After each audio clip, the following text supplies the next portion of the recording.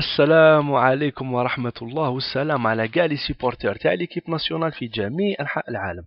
Voilà خوتي اليوم إن شاء juste avant de commencer je voulais juste dire à Civic DZ mon ami bonne chance خويا وراني دعيت ليك وصاحبك et tu sais très bien ce que je veux dire par là. Donc اليوم إن شاء الله on va parler d'un sujet qui m'a été plusieurs fois proposé par les DZ youtubers. C'est les adversaires de l'équipe nationale. Donc, ce sujet-là, Khawti, moi je l'ai pris, j'ai essayé de faire quelque chose d'assez construit, et j'ai fait, et j'ai coupé ce sujet-là en 4 parties. Dans la première partie, Inch'Allah, je vais parler de l'équipe, une analyse assez globale sur le jeu, sur les joueurs et tout ça. Dans la deuxième partie, je vais parler de la révélation et de la star de l'équipe. Dans la troisième partie, je vais parler de l'équipe type selon les observateurs. Et dans la quatrième partie, Inch'Allah, on va faire un bilan assez court sur la participation de ces équipes-là en phase finale de Coupe du Monde. Je vais faire une vidéo pour chaque équipe et je vais commencer par l'équipe la plus favorite et après je vais descendre, Inch'Allah. Je vais commencer par l'Angleterre. Voilà, le grand favori du groupe qu'on va rencontrer un certain vendredi 18 juin au Cap à 20h30. Voilà, ce sera notre deuxième match. Donc l'Angleterre, Khawti, à chaque fois que l'Angleterre participe ou à des phases finales, que ce soit en Coupe du Monde ou en Coupe d'Europe, elle fait toujours partie des favorites. Mais actuellement, avec l'arrivée de Capello à la barre, elle est un petit peu plus favorite qu'avant. L'équipe d'Angleterre, Khawti, Capello, quand il est arrivé, il a remarqué que l'équipe d'Angleterre, à chaque fois qu'il y avait une phase de jeu négative contre elle, c'est-à-dire ou une expulsion, ou un but adverse, ou une bourde du gardien, on voyait que il remarquait que l'équipe d'Angleterre ne se tenait plus au schéma tactique qui était imposé par l'entraîneur, et les Anglais revenaient vers leur vieux démon, ça veut dire les longues balles entre les défenseurs et les attaquants, et vous avez le milieu de terrain qui regarde la balle passer au-dessus de lui. Donc la première bataille de Capello qui a été gagnée, selon tous les observateurs, c'est le fait d'avoir imposé à son équipe le respect total et strict du schéma tactique qu'il a mis en place. Ça, c'est la première bataille qu'il a gagnée. La deuxième bataille, le deuxième chantier à qui il a eu à faire, c'était le fameux débat en Angleterre entre Gerrard et Lampard. Est-ce qu'ils peuvent jouer ensemble? Est-ce qu'ils sont compatibles?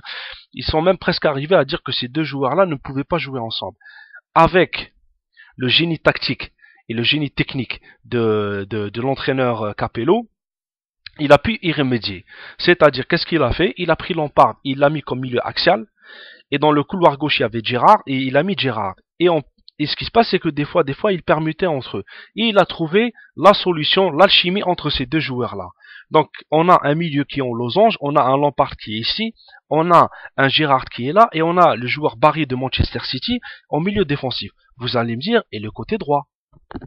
Bon, le côté droit, Khawti, c'est un problème pour Capello, mais c'est un problème que tous les entraîneurs du monde voudraient avoir.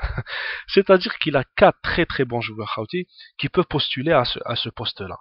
Donc on a Lennon de Tottenham, on a Walcott d'Arsenal, on a Sean Wright-Phillips qui joue à Manchester City, et on a aussi Milner d'Aston Villa.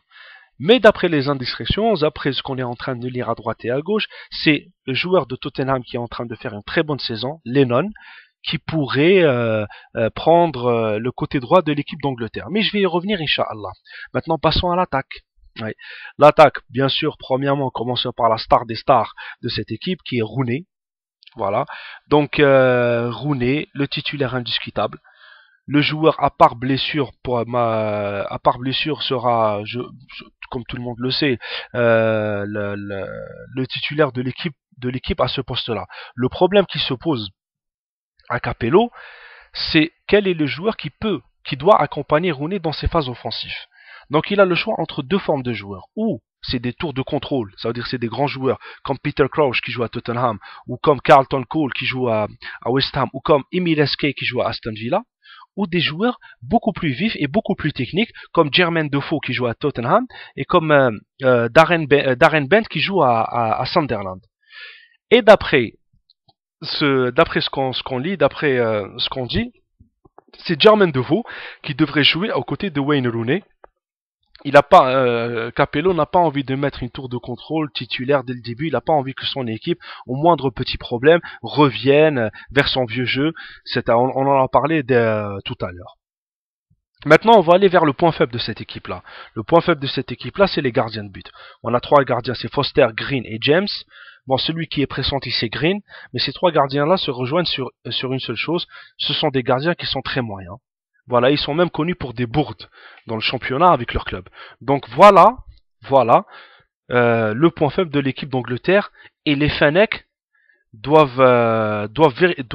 moi, je pense, ils doivent profiter de cette faiblesse. Ça veut dire, il faut qu'ils essayent de solliciter le plus possible ce gardien-là. Il faudra tenter, tirer, mettre des coups de tête. Il faudra jouer, je vais pas dire de manière très offensive avec les Anglais aussi, il faut pas trop exagérer, mais il faudra essayer de profiter de la moindre faille de ce gardien-là. Il faudra le solliciter. Il faudra le solliciter le plus possible. Voilà, parce que ce gardien-là, ces gardiens-là, ce ne sont pas des gardiens sûrs, et on pourra jouer sur ça. Maintenant sur la défense aussi c'est un point faible actuellement pour l'équipe. Quand on la voit sur le papier, c'est que des très grands joueurs, mais dans les faits, on a Ferdinand et Johnson qui sont complètement qui n'ont pas arrêté d'être blessés pendant toute la saison. On a John Terry qui est mentalement, on va pas dire détruit, mais très très atteint par rapport à toutes les affaires qui sont passées. On a un Ashley Cole qui lui souffre des deux aspects. Il a eu des blessures énormément et aussi des problèmes conjugaux qui ont joué sur son mental et tout ça. Et Capello l'a bien signifié, il a bien dit que le dernier chantier qui lui reste avant la Coupe du Monde, c'est de remettre en selle ses défenseurs. Donc prions qu'il ne puisse pas faire ça, malgré que on sait très bien que c'est un entraîneur qui gagne ses paris. Donc voilà, donc on a jusqu'au jour d'aujourd'hui, on va dire, une défense qui n'est pas très très en forme. Et on a un gardien de but qui est très moyen. Donc à nous d'essayer d'en profiter, de dire à Saaden, parce que je sais que Saaden des fois il joue un petit peu trop défensif, il faudra prendre des initiatives offensivement. Voilà. On va pas jouer comme si on était des favoris, j'ai pas dit ça, mais on n'a rien à perdre contre l'Angleterre. Voilà, donc il faudra... Alors, maintenant, sur la tactique de l'Angleterre, beaucoup de personnes m'ont demandé, oui Nassim, dis-nous la tactique ou je sais pas, mais je vais pas vous mentir, on peut pas rivaliser avec Capello sur ça. C'est vrai que la tactique préférée de Capello c'est le 4-5-1. C'est, on va dire, la tactique qui est prisée par tous les techniciens les techniciens italiens. Maintenant, plusieurs fois dans un match, on a vu l'équipe d'Angleterre évoluer. Des fois, il commence avec une tactique, après il la change. C'est un fin tacticien, Capello. Tout dépend de l'adversaire qui est en face, tout dépend de la situation, tout dépend du score. Donc c'est un fin tacticien. Il sait faire moduler son équipe, il sait faire jouer son équipe sur différentes tactiques. Et ça sera un combat tactique entre lui et Saaden. Voilà. Saaden d'essayer de relever le niveau de ce très très grand entraîneur. Donc l'équipe type Rauti. Bon, l'équipe type on va la faire. Donc on a non, Astaghfirullah, avant l'équipe type. Faut pas que j'oublie. On a la révélation qui est Aaron Lennon et celui-là il faut faire très très attention Rauti. S'il joue sur le couloir droit à Tottenham, alors il est ultra rapide. C'est un fin dribbleur et un fin centreur. Donc il faudra faire très attention, il faudra le surveiller ce joueur-là. Et c'est un joueur qui pourra nous faire beaucoup, mais beaucoup de mal. Voilà. Donc c'est un joueur à prendre en considération. Et la star, bien sûr, c'est Wayne Rooney. Depuis le départ de Cristiano Ronaldo de Manchester, il n'arrête pas d'exploser. Voilà. Donc on n'a pas à parler de Wayne Rooney, tout le monde le connaît, tout le monde sait que ça peut être aussi sa Coupe du Monde s'il se donne à 120%. S'il se donne à 100%, ça peut être sa Coupe du Monde. L'équipe type, Rauti, on a le gardien but, c'est Green, qui a 30 ans, qui joue à West Ham. La charnière centrale, on a Ferdinand et Terry. 31 ans pour Ferdinand qui joue à Manchester United et 29 ans pour Terry qui joue à Chelsea. Arrière droit Johnson, 25 ans qui joue à Liverpool. Arrière gauche Ashley Cole qui a 29 ans et qui joue à Chelsea. Les milieux de terrain, Lampard, 31 ans à Chelsea.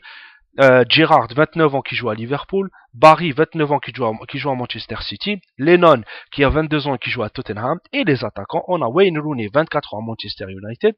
Et Defoe qui a 27 ans et qui joue à Tottenham. Et bien sûr, au niveau de leur bilan en Coupe du Monde, une victoire en 1966, une participation en demi-finale en 90, et il y a eu 7 participations en quart de finale. Voilà, 7 participations en quart de finale, dans 2006. Il n'y a pas si longtemps que ça.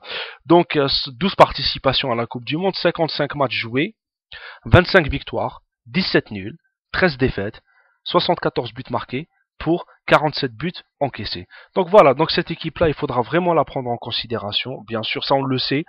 Ce que je veux dire, c'est que Il faudra prendre en considération surtout les faiblesses de cette équipe-là, qui sont la défense, d'une certaine manière, si les choses ne rentrent pas dans l'ordre, et surtout le gardien de but.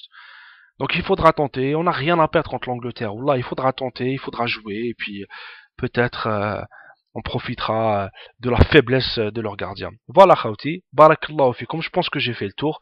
Ya'tikum saha, et puis on va passer aux États-Unis. Allez, salam alaikum.